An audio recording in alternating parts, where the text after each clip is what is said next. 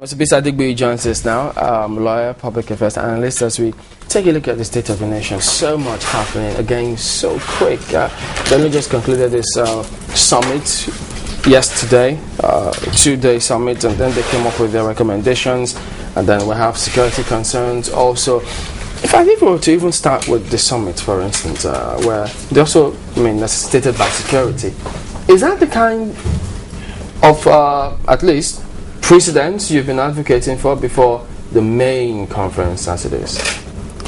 Well, as you know, I've been involved in the advocacy for convocation of Sovereign National Conference. And at a point when President Obasanjo was vehemently opposed to it, some of us as free citizens of Nigeria thought that it is our inalienable right to sit down and discuss issues touching, relating and concerning the Nigerian project, even with the threat of being arrested. And it's interesting to note that some of our friends who have joined the advocacy, who are in government with Obasanjo, but never saw anything good in Sovereign National Conference, are now part of us. They have become born again. That is welcome. It is important to stress here that without Sovereign National Conference, all the problems that we have identified bedeviling Nigerian states will remain unresolved. Why? Security, poverty, ethnic conglomeration, Boko Haram, and all of that. It is because we have failed abysmally in asking the major stakeholders of Nigeria, come and sit down. Why are people throwing bomb? Oil. Why is it oil? Because if you control the government in Abuja, you have absolute control over oil sales and oil exploration. Forget about religious aspects of Boko Haram. It is political. Even though there are some other undercurrents, there are social factors. Because those who are being used today to throw bombs in advocating for either Islamization of Nigeria will probably not be willing to do that if they are well educated and if they are not poor. So, in my view, we should stop postponing till tomorrow what we need to do today. Going forward, ideas rule a nation. Money has severe limitations. If money were to be the single most important factor in solving issues or resolving problems, then Nigeria would not have any problem. We have seen that there's limitation in that regard. Let us come up with ideas on how we can reinvent Nigeria. And we don't have to go too far, really. The Indian model is there for us. We share so many similarities with India. But the thing that the way to solve this problem is to either pretend that it's not a problem or think that at some point it will just fizzle out. It seems to me that, advocates of and proponents of a sovereign national conference think that without that national conference, nothing good can ever come out of Nigeria. Because the system is dysfunctional. So at some point today, yes, at some point, if we decide that what we're getting now is good governance, it still wouldn't be enough for us? Well, that's an assumption. If electricity were to be sufficient, schools are running very well, hospitals are not mere consulting clinics, our roads are not death traps, well, nobody will be advocating for sovereign national conference. We have identified problems. So it's like if you're broken, don't fix it. Yeah, and we're saying that you've got these problems. How do you find solution to it? And the solution is not to shed blood.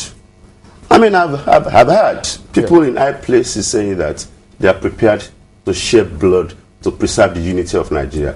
No, you don't have to shed blood.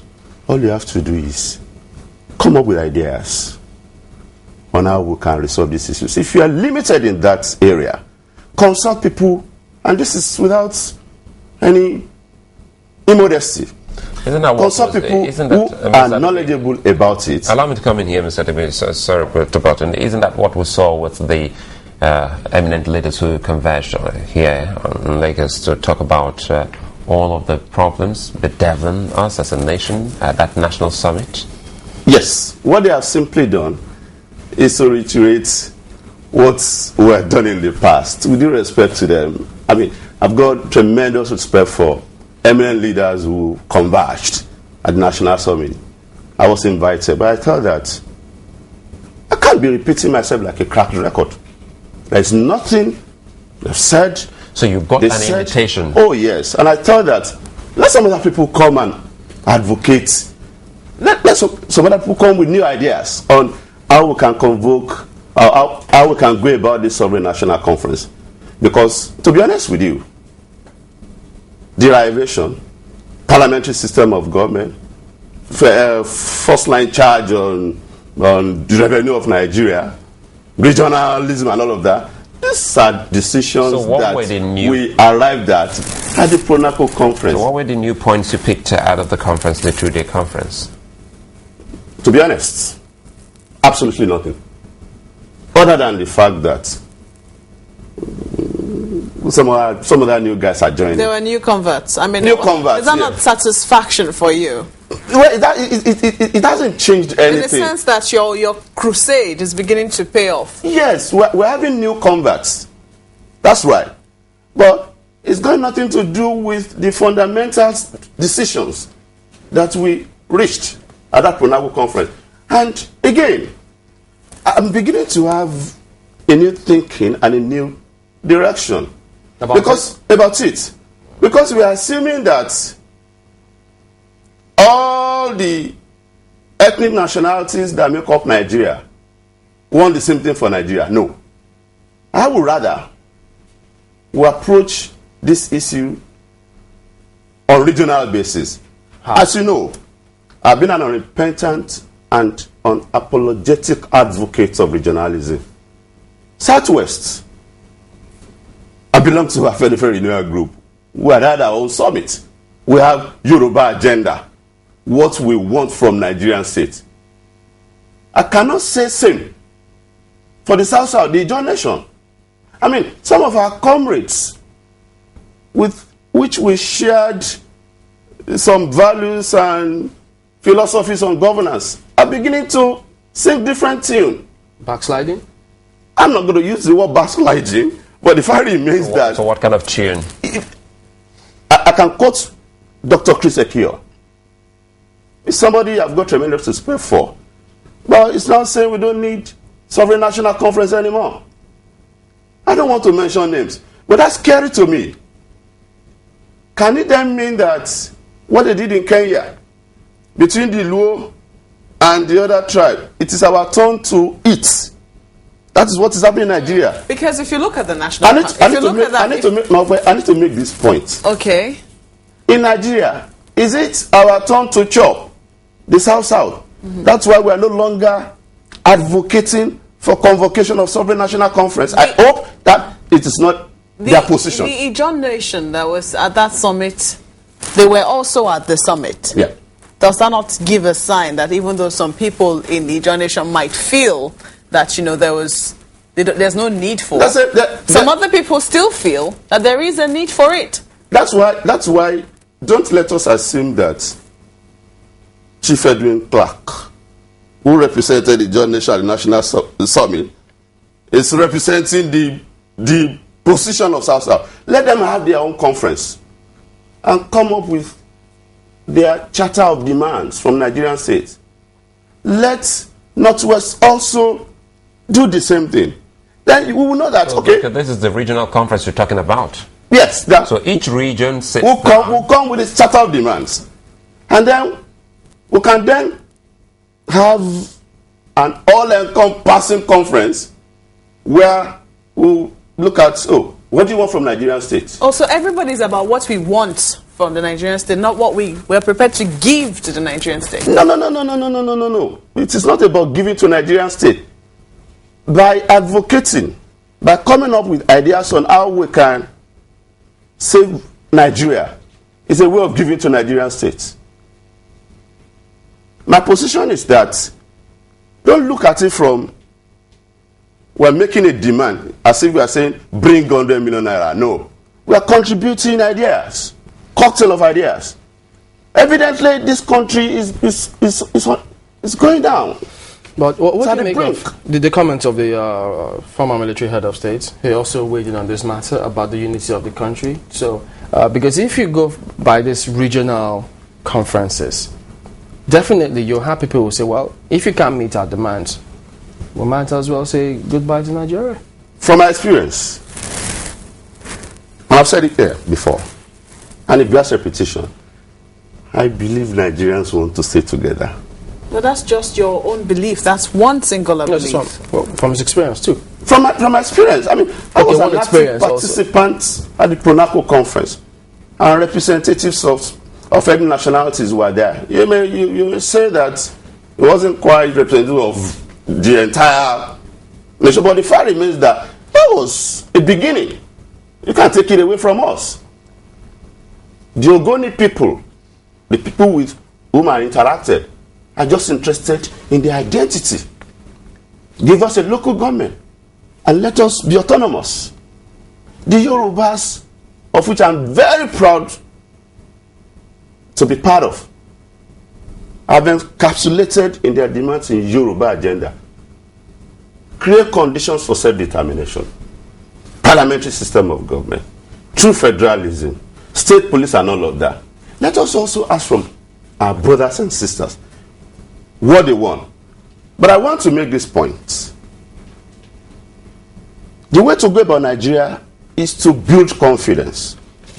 One, the advocacy for absolute resource control cannot work now. I said it here, and I'm going to say it again, the advice of President Clinton, and it's opposite. The Republicans in the US, according to Clinton, cannot continue to be allergic to the core demands or the philosophy of the Democrats encapsulated in Medicare, Medicaid, Social Security. Why won't the demand work? We're saying that don't have extreme positions. Extreme position is to say that we want absolute resource control. Or nothing. Or nothing. Extreme position is to say that this constitution has been given to us, is working. And it's evidently not working. So there must be a meeting ground. The meeting ground is, instead of absolute resource control, 25-50%. What we'll talk about instead all of this. Just a moment, sir. Instead of saying that this constitution is working, you must devolve power because it's not working. So who represents, for instance, you did say you got an invite to come be part of that national summit, and if we are to go by your own suggestions, having regional talks so that at the end of the day we can now put everything together and arrive at some kind of good policy or good way forward. Who is going to elect the representatives of the people? Because every time the people will elect the representatives. How they are going to, how they will go about it. How do we go about very good. It's very simple. The Yoruba nation, the political leadership is between, not even between, Action Congress of Nigeria is in power in Yoruba land. Let us have an election where the sole purpose will be, we want to elect our representatives to the forthcoming national conference. And PDP guys will present themselves, and ACN guys who have been at the forefront of the advocacy for sovereign national conference will now present themselves to the people, and the people will elect. Don't you? You're not afraid. Look at the fear here.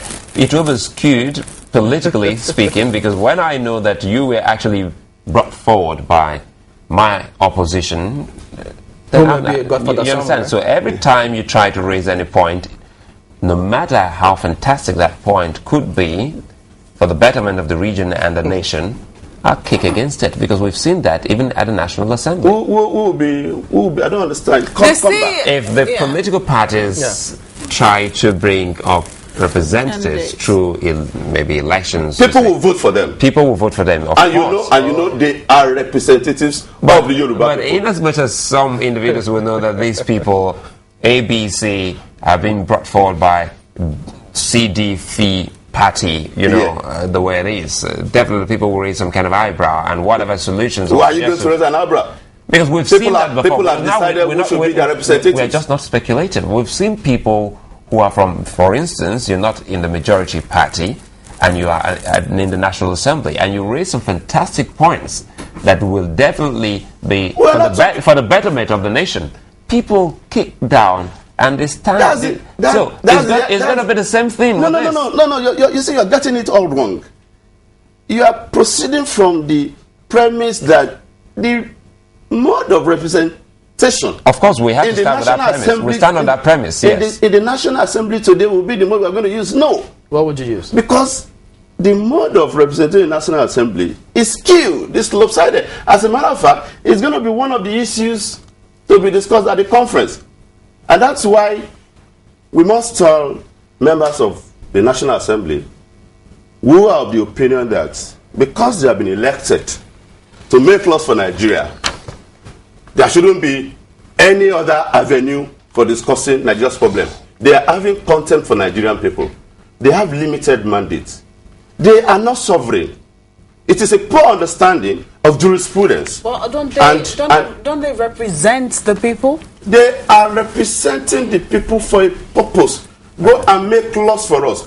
If in 2011, for instance, at the time the election held, the issues were we were going to elect people to go and represent us at the national conference. Okay. Some other people would have been interested and would have made themselves available. They're good enough to make laws. They're not good enough to represent the aspirations for constitution making, they don't have that power. It is a constituent assembly. What if you? But they have power for what we have elected them to do.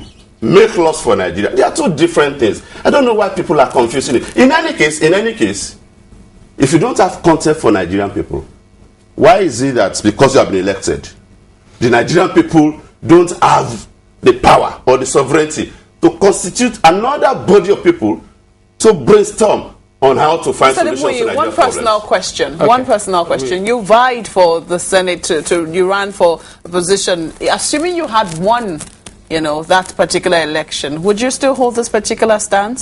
Please hold me on to it. I'm not opportunistic, and I've read practically all the federal constitutions of the world. I drink Nigeria, I sleep Nigeria, I think about Nigeria. If I'm elected today as a senator, it doesn't change the fact that there must be a conference. Okay, quickly before we go, what do you think about the security state in the country now? Because some high-ranking members of the military say no negotiation, and now we heard the new twist. Some reports, video clips just emerged that faction of Boko Haram wants to negotiate. Unfortunately, it is when you have a diminished government that you begin to have different policy statements from the same government. I will explain. President Goodluck Jonathan is the commander-in-chief of Nigeria Armed Forces, and he has said that if Boko Haram people will identify themselves, then we can dialogue. Why should the chief of army staff make a statement that is contradictory to that? That's dangerous. Even though it's an advice. What kind of advice? Because your commander-in-chief has made his position known that we're ready, if they identify, that's the condition precedent, to negotiate with you. In any case, do we have capacity to put a stop to Boko Haram bombing? Did they not bomb Kaduna yesterday? No, but at the same time, let me tell you this. We lack the ability and capability to resolve this problem, because it is not just about military might. America, with its military might, is today talking with the Taliban. It's not talking with the Al-Qaeda. Whether they are talking with Al-Qaeda or not is not the issue. But the fact remains that as far as Afghanistan is concerned, they are talking with But there's a political Taliban. twist to that, actually. Yeah. Because they say, because if it were in their home soil, they would not do that dialogue. But they're doing it because, look, the Taliban are not the regular Taliban the way they think it is. And so they think, look, if we don't do this, these guys are actually in the thick of things. And so... Well, national interests, in my view, determines what you're going to do. You can't force America if they believe that discussing with the Taliban, whether they are operating within their domain or not, is the way to go to enhance their foreign policy, to ensure the safety of Americans. So be it. We're also saying that I'm not somebody who will aid and abet or encourage violence. I would be very happy if by just another, the Boko Haram people surrender their weapons. We'll be very happy, but that is not happening. Okay. So if you lack the ability to do that, why don't you explore some other... By the way, the people who are saying that they want Islam to be introduced to... The problem I have with them is if they say they want to Islamize Nigeria, then they're looking for war. You can advocate for Sharia or Islamization of your area. Can they go to Ghana to advocate for Islamization of Ghana? Because Ghana is not part of Nigeria. So what you are saying is, if you continue to threaten people, some other people will become centrifugal and say, well, if this union is becoming unsafe, you're killing our people, then what is the so-called unity?